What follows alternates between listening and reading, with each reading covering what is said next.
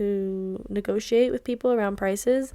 So another reason I love the Philippines is that's not really ever much of an issue. I never really need to do that out here, but Thailand, but everywhere else basically, they're often times going to try and scam you like a lot by a lot. And so as a woman, it's quite difficult. That was my experience. It was quite difficult to negotiate that, but I found a better way of going about it. So I'll give you a tip on that. Is when I started traveling solo and I didn't have a man to do the negotiating for me anymore, I was kind of trying to do it like powerfully, like a man would, and kind of just like stand my ground and say, okay, well, if you're not going to give me this price, then I'll walk away. And like, do that whole thing. It works for men great, but for as a woman, especially as an adorable little Canadian girl, like I'm not very intimidating, so I can't really act that way and expect them to, like, I've definitely been laughed at when I try to act like that. So what I realized, it was a sudden realization, that that's not the way that, like, I need to use my strengths as a woman to get what I want and not try to use the strengths of a man, which I am not, to get what I want. So what I do have is that I'm an adorable Canadian girl. Let's use that to my advantage. Like, so instead of trying to be all strong and macho, why don't I just be irresistible and adorable and just say, hey, like, Akuya, like, can I just, just smile and bat my eyelashes and just be really nice and kind of make them feel like, almost boost their ego, like boost, because it's oftentimes a man that's trying to sell me something. So if I can boost his ego and make him feel like he's going to do something nice for me and make me really happy, then he's way more likely to do it. Because especially in the Philippines, like, I'm a white girl, they want to do everything for me, right? So though I don't need to do that so much out here, like it has happened a few times, and it actually works so much better. So this is a really, really good tip. That was a huge context change, or different, way that I started looking at negotiating. So I would be curious of what it would be like to go back to Thailand and try and do it there, because that's like everywhere you go, you have to negotiate. So that'd be good practice. Okay, so finally, I'm going to get to Juliet's question, which is, do I ever get homesick? This is the last thing I'll talk about. And really, this is also, like I said, this is what it's like to travel solo as Carmen, so I'm not sure like how this would be for you. I think everybody is going to be different. But for me, I thought that I would be somebody who gets homesick a lot. As a child, I could never have sleepovers. I would always cry at 3 a.m, calling my mom, crying, saying pick me up. Like, I'm definitely, and I've never been one that likes to sleep at other people's houses very much. So yeah, I've definitely always been that kind of person. I think I've always been very like attached to the home and very close with my mom and like my family. So I didn't think it would be the way it is now, because basically I have not been homesick once, except for so basically from that time in Cambodia, that was like the first and most horrible one. Since then, I had not been homesick at all for the next, I'd say, 9 months after that, until just a few weeks ago, 2 weeks ago, I was homesick and feeling lonely for about 2 days, 3 days, and was kind of down and just had a weird energy to myself. And it was weird because I always thought it would, but it seemed weird because it was out of the ordinary for me, but it seems like that's more normal than me never feeling homesick. I think because I'm always just so happy and free and joyous out here, it's really hard to be homesick. Like I don't actually miss Vancouver. Like I miss my family, but it doesn't even like affect me. It's like I can call them anytime. It doesn't really, I'd love to give my mom a hug, but it's not something that makes me sad that I can't. Like, it's just because I'm just so happy, and I know that my family's all really happy at home, right? So yeah, luckily it's never a problem for me. I'm never lonely, I'm never homesick, because even when I'm alone, I'm loving it. I love being alone.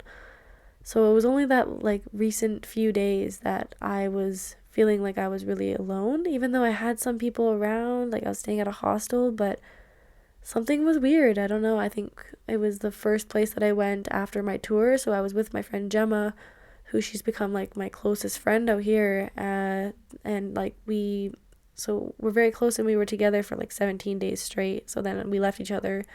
And so maybe that had something to do with it. Like, I was missing her, and like I was used to being around her, and like she was literally like my girlfriend. Like, we stayed in the same room, we did everything together, ate everything, had all of her, like we were sharing like everything. And so to go and then be alone after that, I maybe like that was what it was, but whatever it was, it passed. I ended up making, I think it, and all it took for me was just to make some new, like I made some friends that completely just were amazing and just brought me right back up to the vibe that I was before, and even better.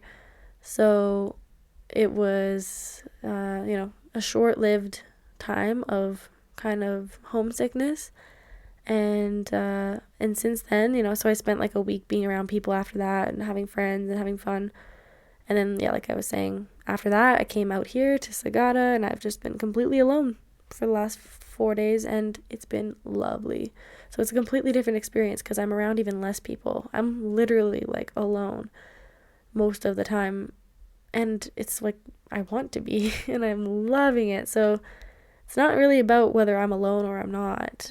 The feeling of being lonely can kind of happen whether you're with people or not, I think, and it just depends completely on what's going on the inside, what's going on in my mind, why am I feeling this way when there's so many amazing things going on, or why am I whatever, right? So it depends. But I think that you're bound to get homesick when you're traveling for so long, but I thought that it would be a lot more than it is. So for me, it's never been really a problem. And yeah. So I think, but also Juliet asked me, like, how do I deal with it? So in that moment, I think I could have dealt with it better. I was also sick at the time, so what I think I would have done differently is make more phone calls, just like call my family more at that time, because I wasn't actually calling them. So I was lonely and I was missing my family a lot, but I wasn't actually calling them because I was sleeping a lot. I was sleeping in, and then it would be too late to call them. So I think, but then I'd wake up and I'd be like, okay, now I can't talk to my family, and now I'm alone, and I also didn't have, I don't know, it's just a weird vibration state that I was in. So I think that I could have done more to make myself feel way more happy by just calling my family. I was sad because I was missing them for the most part, and I didn't even really call them that much, so I could have kind of solved my own problem. So I think when there's a lot of factors in the way, I think that's kind of what it is about. So hopefully that answers your question. I mean, I knew my answer would be quite short to that one because I don't have much experience with being homesick. And so but I think that at the end of the day, when you have the stronger relationship you have with yourself, the less likely you are to feel sad about missing other people. Because I feel like maybe that's why I don't actually really miss people at home like I do. Like this, I miss people, but it's like I think I'm just, because I'm so happy and content with myself, and I know that myself is all I really need at the end of the day. I think that's why I don't really get homesick or sad about it. So I think the more that you can really just meditate, be with yourself, if you are with people a lot at hostels and stuff, find that time to go be with yourself and just enjoy your own presence. And the more you do that, I think the less you get homesick. So there's my 2 cents. There's what it's like to travel solo as Carmen. I would love to hear what you think of the episode. Let me know if this helps you, and please let me know if you have any requests for future episodes, because I'd love to answer any more questions you have. So, yeah, with that, good night, and I love you, and I'll talk to you soon. Okay, wait, I didn't even mention, for anybody that's thinking about going and traveling solo, I highly, highly recommend Workaway. I really need to get them to sponsor me because I talk to everyone about them. But I really, really recommend Workaway. That's where I don't think none of what I'm doing now would be even possible if I didn't do Workaway at first, because through Workaway I met, I met Gemma through Workaway. I met the person I met Simon, who introduced the job to me. Now I have this job as a tour guide. So I wouldn't be a tour guide if it weren't for my first Workaway jobs. Workaway is an work exchange program, so that's like why I came to the Philippines, is to trade murals for accommodation and food and stuff. So that's where all the opportunities have come from, and all of like the main really core memories have come from these jobs there. And it's not just artists, it's like any type of job you can think of. Just go to Workaway and have a look. But I just really, really recommend that for anybody traveling, because it'll give you all different types of experiences, living in all different types of places.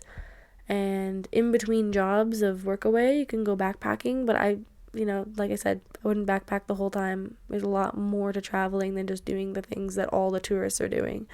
Like, that's not going to give you anything memorable. Like, I don't really remember anything really that I did in Vietnam. All I remember is the people that I met, because all I was doing was, like, I wasn't really doing much. I was just, doing a lot of partying, a lot of hostel stuff. So, but then in the Philippines, like, there's so many core memories I have because I've done a lot of Workaway jobs, and I'm just a lot more, like, really just being in the world and doing, like, really important, impactful things.